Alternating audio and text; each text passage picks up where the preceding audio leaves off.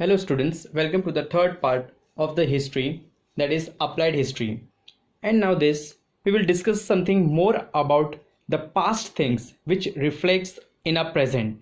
And there are people who are saying that studying of history is not an important part of benefit of the economic benefits. So there is no economic benefit. So it is just a waste of time. They are saying like that. So studying of history is also important as the job opportunities point of view. So can you see this Kailash temple? It is the heritage sites, or it is the big fort or caves you can see. So it is called a Kailasha temple. It is in Verul. So let us discuss more information about this cultural and natural heritage. Cultural and natural heritage. Management is one of the main aspects of applied history. So there are some management who take the care, who manage the monuments like Taj Mahal. It is in Agra, Pratapgarh. So there are people who are managing this all historical sites. So management plays a very important role in this. The work of the conservation and preservation of the cultural heritage falls under the jurisdiction of Archaeological Survey of India and India's Department of Archaeology. So there are some jurisdiction to preserve and conserve our cultural heritage. So this jurisdiction means it is a government organization who look all the management, and they appoint some of the people to look after all this conservation and preservation. Why? Because we have to preserve that. Why? Because our future generation has to know about the past. Okay, why these monuments are there in the country? Why? Because these monuments are telling the past information, how the people were there in the olden times. So we have to preserve these monuments for the information of for future generation. So there are some department or the organization who take the care of this management, and they also preserve and conservation of the heritage sites. Besides intact Indian culture, National Trust for Art and Cultural Heritage is actively working in this field. So there are some three departments who are taking the care of cultural and preservation of heritage, and this archaeology means the person who is doing the survey. So that is a department who look and falls under the jurisdiction, means government people are there who looks all these things. The work of conservation and preservation of cultural and natural heritage requires participation of experts from various fields. So when we are preserving or conserving the sites, we need some expert, we need some participation of the people who requires the various knowledge of that field, like the technician. If the person is having a full information about the monuments like Rajgarh, about that Rajgarh, how the past people were there in those times, how was the monument was found, who fought for that fort. So all that information required from that person, so he will be called as a expert, he will be called as a participation of that era. They need to be duly aware of cultural, social and political histories of the heritage sites. So that is what I've told you, that the person should duly aware of the cultural, of the background of those past, present or past things about the cultural heritage. People of applied history are useful in creating the awareness among them. Thus, the operation necessary for the conservation, preservation and development of the heritage sites can be handled without causing any change in the original sites. So we are having heritage sites, but the heritage site should not be cause any damage. The original things which are there on the monuments, that should not be touched.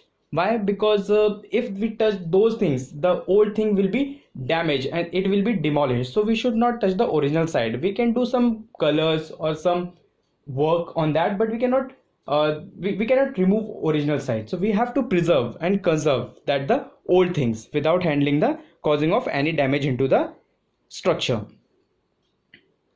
Second is the local structure and psychological of the people, challenges faced by them in the present situation and their expectation can be surveyed in detail. So there are some people who is looking at psychology of the people.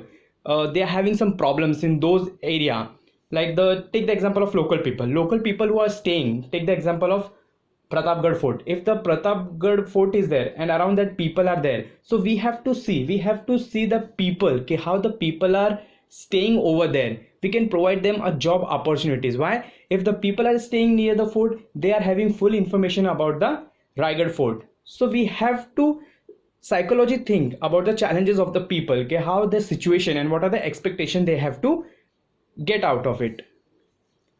Due precaution can be taken to avoid hurting sentiments of the local people while completing the projects and conservation, preservation and development of heritage sites. So we can, whatever we are preserving the development of heritage sites, the local people plays a very important roles, and they are, and if we need the job opportunities from them, they will be the very quiet person to complete the projects of the monuments. Participation of the local people in the project can be facilitated. So we need some people who can participate in a project. Why? Because if the people is there of the local people, they can survive or they can preserve our heritage and monument sites of the things.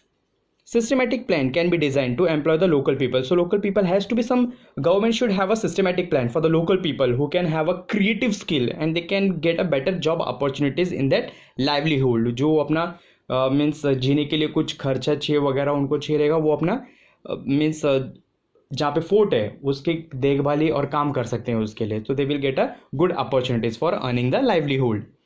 Next is affiliated professional fields. So what are the professional fields affiliated by the provisions under the legal?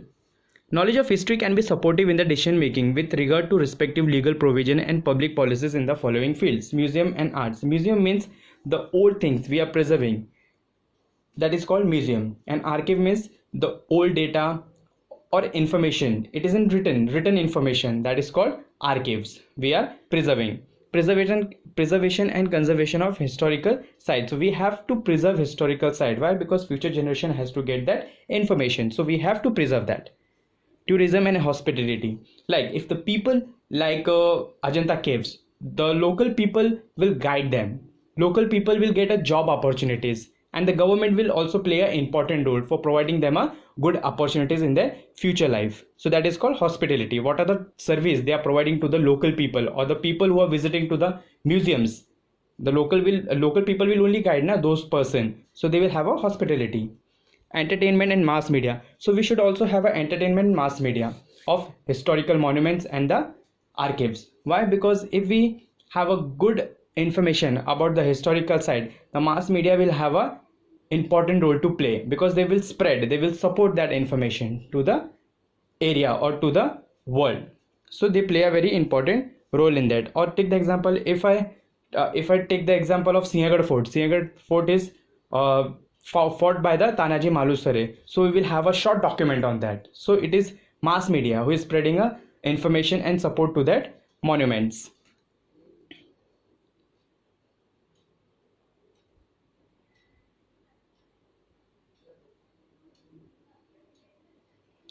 Every field mentioned here require expert personnel with specialized skills. So there are some experts or there are some specialized person who have to show their different skills to protect the heritage of monument sites. Architects, engineers, historians, archaeologists, museums, curators, sociologists, archive management professional, legal experts, skilled photographers, etc. So these are the person who are having specialized skill or they can perform in the history. So they are very innovative person to provide the history in a proper manner. So they are very talented person. Of course, this is just a representative list. So this is the representative list. This is a person who can work in the history. The help of experts from many more field is required. So we require more experts to fulfill the required field of the history. This expert need to have adequate knowledge. So person should have an adequate knowledge of the person who are specialized skills. If the person has to write more information about history, so we required more historians to write the specific history informations. So there are different experts who are having different knowledge in history. The historical background of the structure remains an artifact. So the person will write about the structural remains in the past, what we got from the excavated from the ground remains, fossils जो भी मिलता है उसके बारे में वो information लिखेगा. So that person will be called as a historians. Projects in the field of applied history can create various opportunities for these professionals. So in this history or applied history, there are many people who can have a good opportunities. But why? Because if they get a deep information about history or they will study in history, they will get more information and they will have a good job opportunities. They will have a professional. Like if I'm working in a school, so I will be having a knowledge of teacher or I can teach you a good history, so I will be called as a teacher. So there are different types of opportunities in there in different professions. In this lesson, we learned about the role of applied history in public training programs for understanding the importance of history. So in this chapter, we have studied, or we have seen the program that people who are studying the history, they have to get the things from the past, then only they get a solution in the present. So there have to some public training, there has to be some importance of history, understanding होना चाहिए, तब जाके हमको पता चलेगा क्या जो भी हमने प्रेजेंट में फाइंड किया है वो उसका आंसर हमको पास्ट में मिलेगा. For creating social awareness regarding the conservation and preservation of cultural and natural heritage sites, so we have to conserve and preserve our heritage sites. Why? Because the future generation who is finding the information, they will get the information of that solution from the past only, and the future generation should also get that information from the past only. So we have to preserve the heritage sites. Using knowledge of history for this purpose to enhance the professional skill of people and to develop industrials, commercial field, to carry out preparatory work and plan for effective implementation. Those there are people who are having different types of skills and they can enhance the commercial field. They can spread the information about the historical sites and they can have a good amount of opportunities to implement their work and plan